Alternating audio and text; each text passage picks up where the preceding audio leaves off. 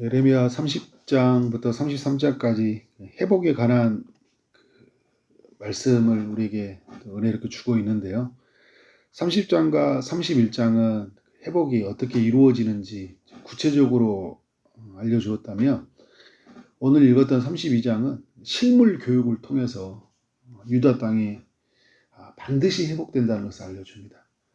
에레미야서를 보면 하나님이 에레미야에게 뭔가를 말씀할 때 직접 말씀하시기도 하지만 또 어떤 실물 교육을 시키시는 이야기들이 좀 꽤 많이 나오죠.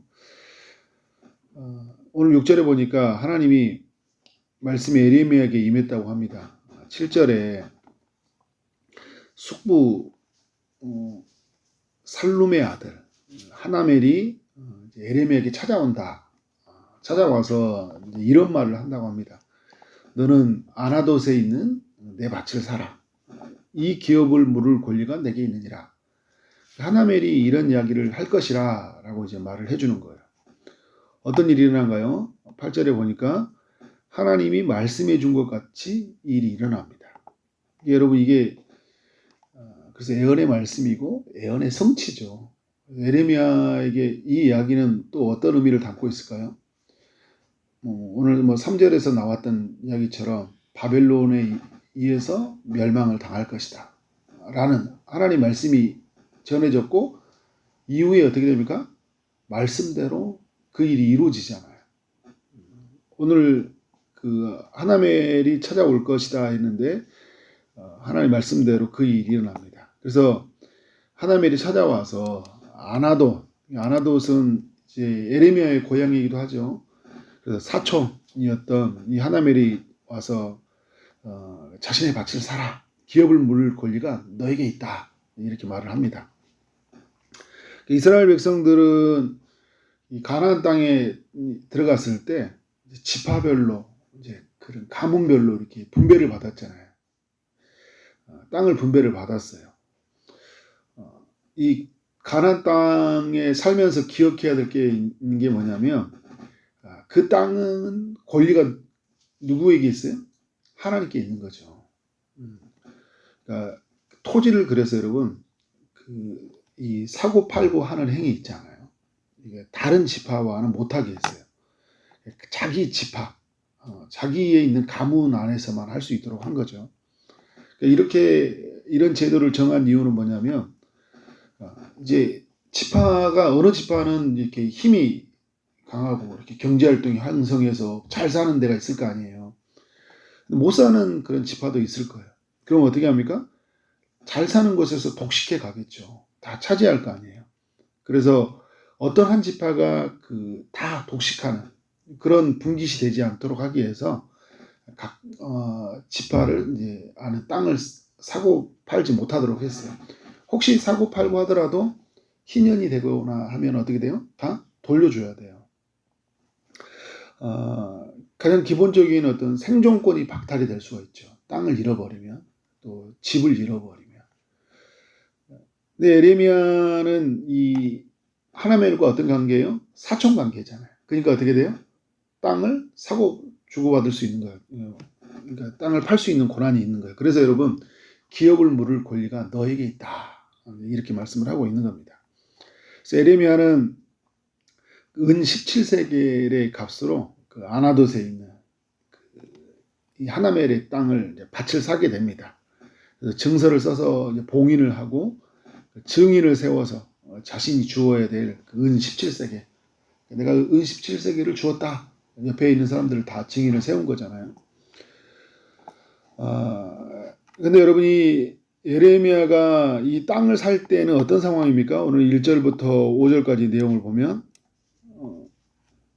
지금 1절의 내용을 보니까 시드기야 왕 10년째라고 이야기를 해요. 10년째라고 한다면 11년째 멸망을 당했거든요. 그러니까 멸망당하기 전에 1년 전인 거예요.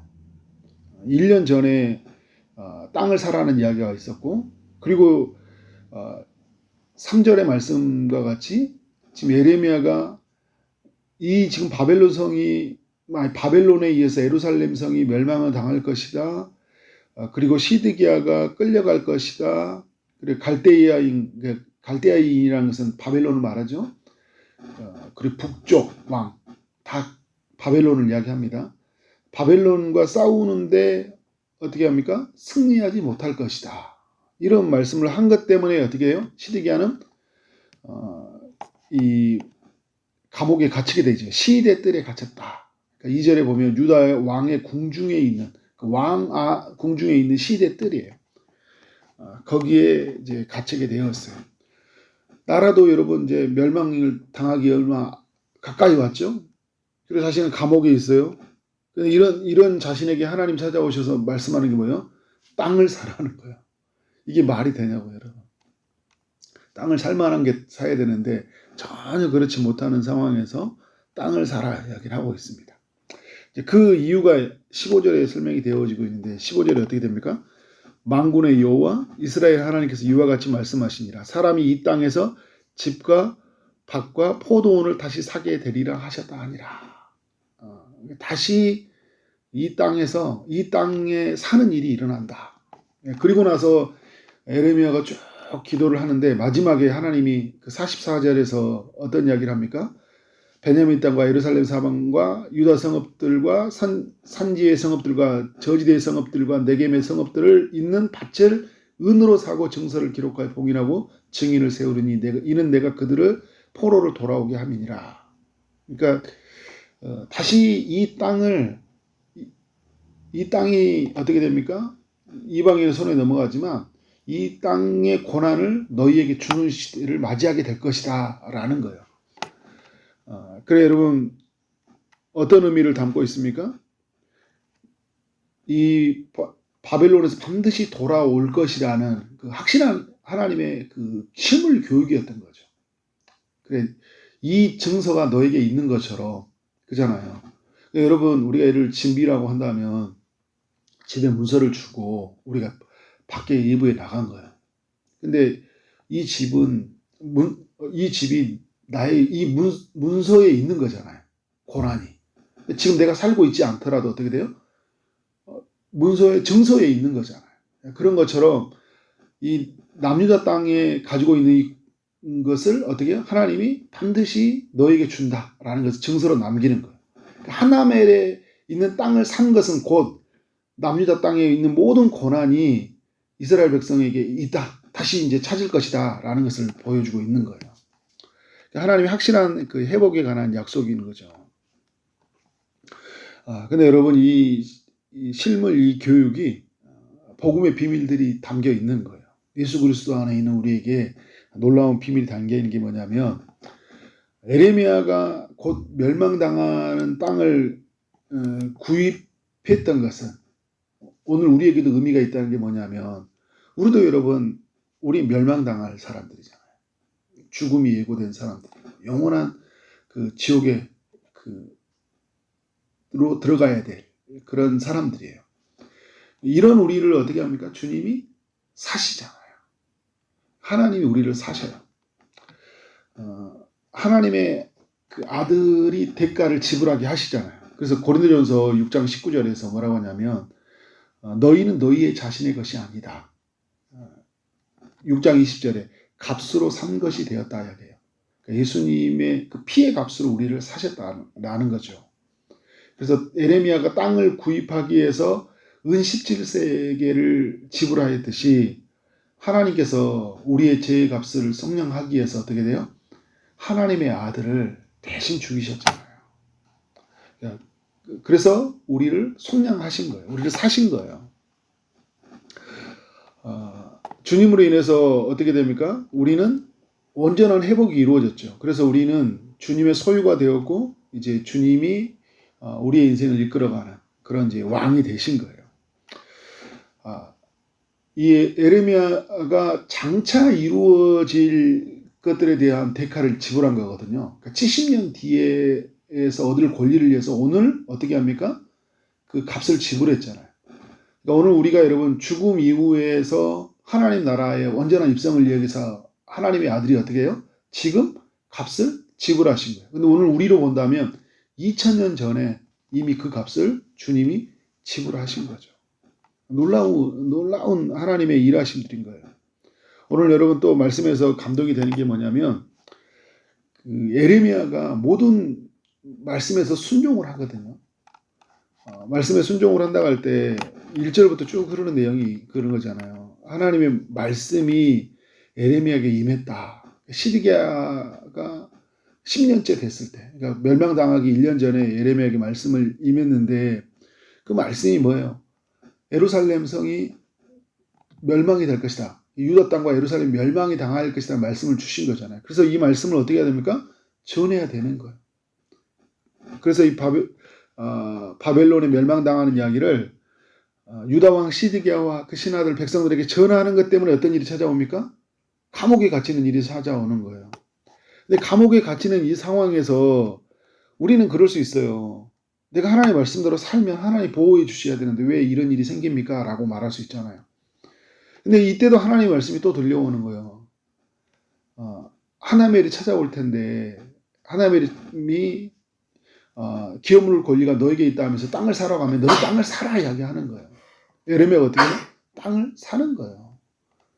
자신이 볼 때는 전혀 지금 사야 될 상황이 아닌 것 같은데 이것과 뭐 유다 땅의 회복과 전혀 상관이 없을 것 같잖아요. 근데 하나님이 사고 나니까 말씀해 주잖아요. 이게 어떤 의미인지를 말씀해 주고 있잖아요.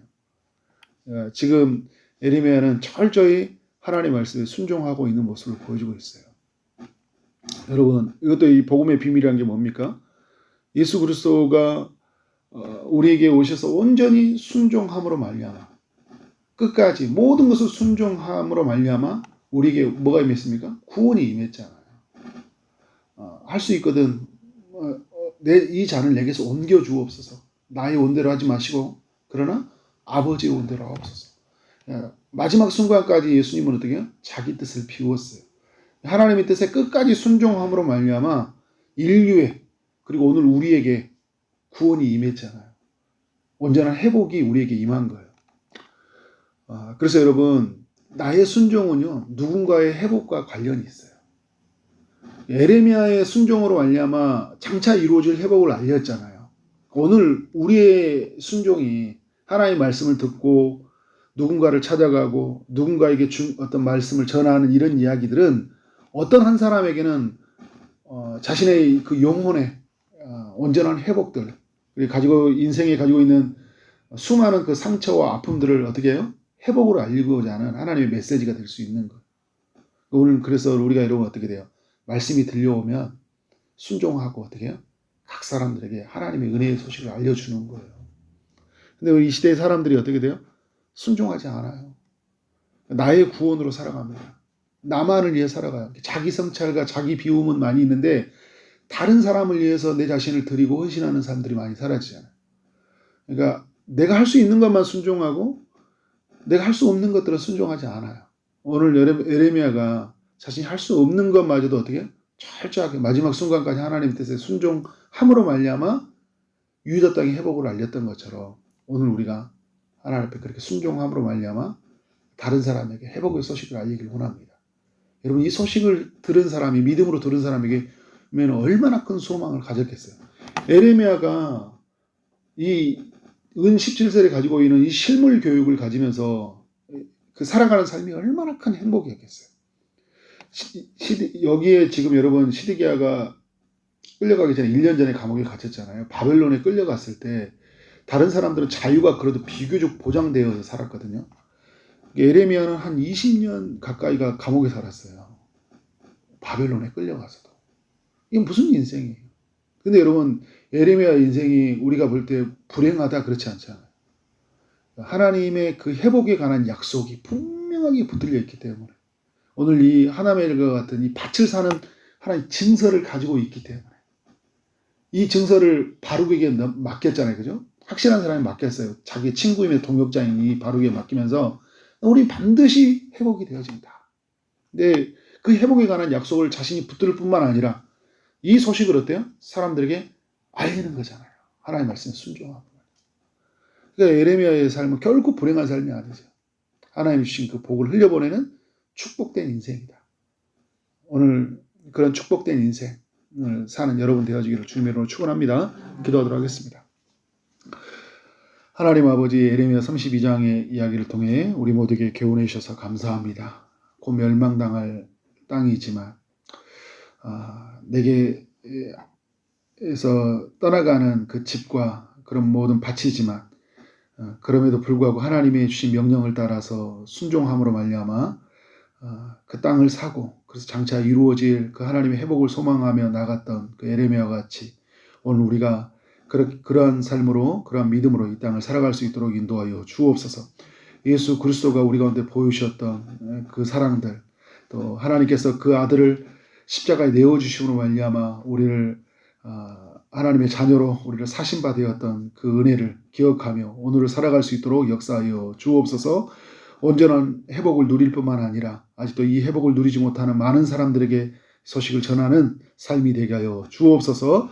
주님 오늘도 주의 응답을 기다리드렸습니다. 특별히 아픔 중에 있는 이들에게 주님이 찾아가셔서 치료의 강선을 비춰주시고 고쳐 주옵소서. 사람은 할 수 없지만 우리 하나님이 능히 행하여 실 줄 믿습니다. 취업을 준비한 이들, 결혼을 준비하고 임신을 준비하고 출산을 준비하고 시험을 준비한 이들에게 하나님께서 함께 하시고 은혜 베풀어 주옵소서. 오늘 하루 만나는 모든 사람들에게 주의 은혜가 흘러가기를 원합니다. 주님 우리를 사용하여 주옵소서. 예수 그리스도 이름으로 기도를 쌓옵나이다. 아멘.